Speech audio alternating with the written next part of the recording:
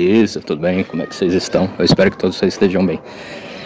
Bom, galera, então, também tem outra coisa que eu não falei a respeito do debate do Paulo Cogos, né? Que eu gostaria de comentar agora, antes que eu me esqueça. Bom, e também eu empinei pipa, né? Acho que eu já falei isso. Meu pai fazia pipa, né? Era pipeiro, tinha loja de pipa. Acho que alguns de vocês já sabem, né? Eu já devo ter postado foto aí também, né? No meu Facebook tem bastante, né? Mas enfim. Então eu empinei pipa. Se eu empinei pipa, logo eu tenho, como é mesmo, o local de fala, né? Pra você ver como é ad hominem esse argumento no qual esse tal de Rubão aí usa contra o Paulo Cogos, né? Mas enfim, né? Enfim, né? Isso daí também é o de menos. Agora, o que eu acho engraçado, né? É, por exemplo, compôs assim. Será que eu falo o nome? É isso que às vezes eu evito, né? Que em parte eu vou estar dando ibope para pessoas que eu acho que não merecem ibope, né? Enfim, né? Vocês sabem o nome dele, né? Acho que eu não quero citar, né? Ele fala que... Olha só o que esse cara falou uma vez, né? Acho que eu vou estar rebatendo ele com o próprio argumento que ele usa. Que não adianta nada, por exemplo, você ter um cientista que seja terraplanista e esse cientista tem 50 anos, tem uma família, pai, mãe, filhos, né? Inclusive um debate aí da Spotnitz era um cara que ele era terraplanista, mas ele falou, né? Eu tenho minha filha, mas minha filha vai pra escola, eu sou meio que obrigado a falar pra ela, fala que a Terra é redonda, senão você vai reprovar de ano, né? Mas enfim, né? Então, tipo, sei lá, um cientista, terraplanista, inteligente, não sei o quê, mas aí vem um garoto do ensino médio, né? Um garoto, sei lá, da 8ª série, e daí ele fala que enfim, né, outros adjetivos eu tenho que dar. Um garoto virgem da 8ª série, sei lá, ele quer ser virgem, ele gosta de ser virgem, não sei o que, pouca experiência de vida, não sabe nada do mundo, né?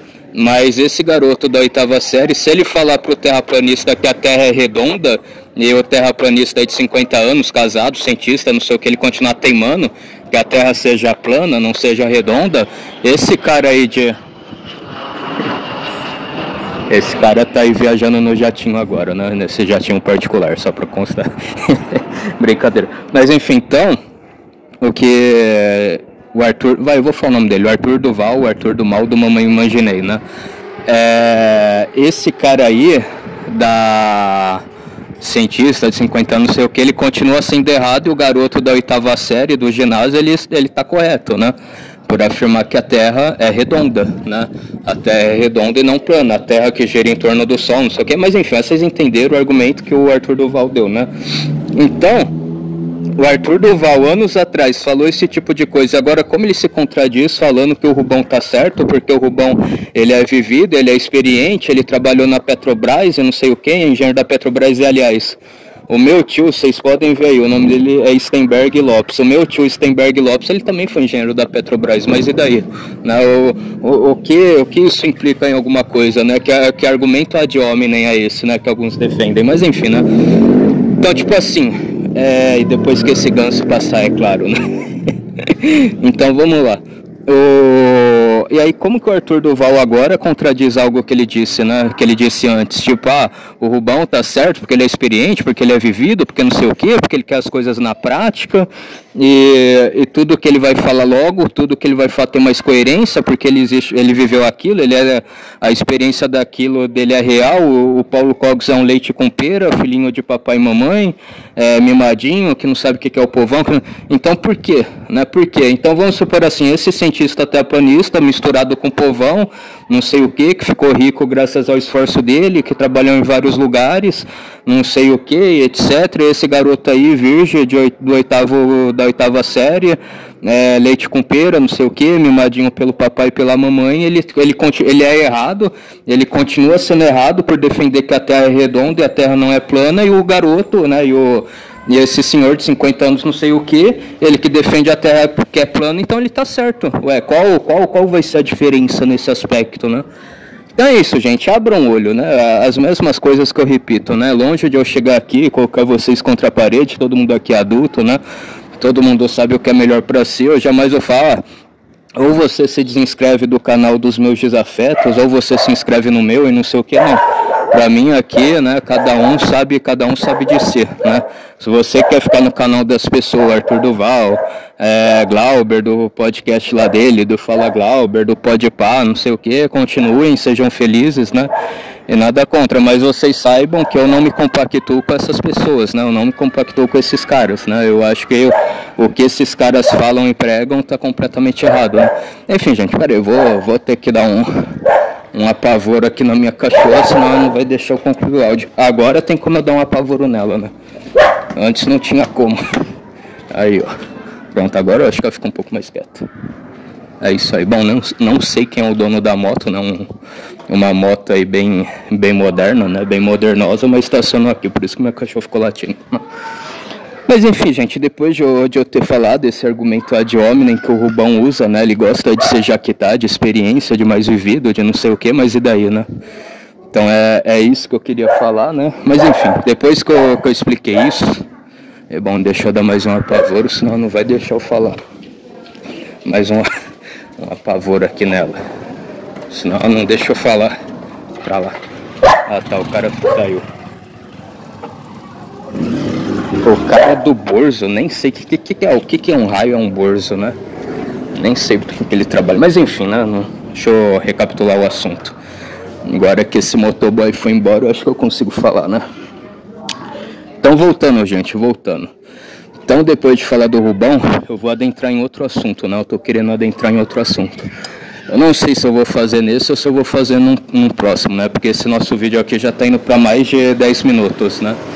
Geralmente o pessoal não gosta de ouvir vídeo que sejam mais de 10 minutos, né?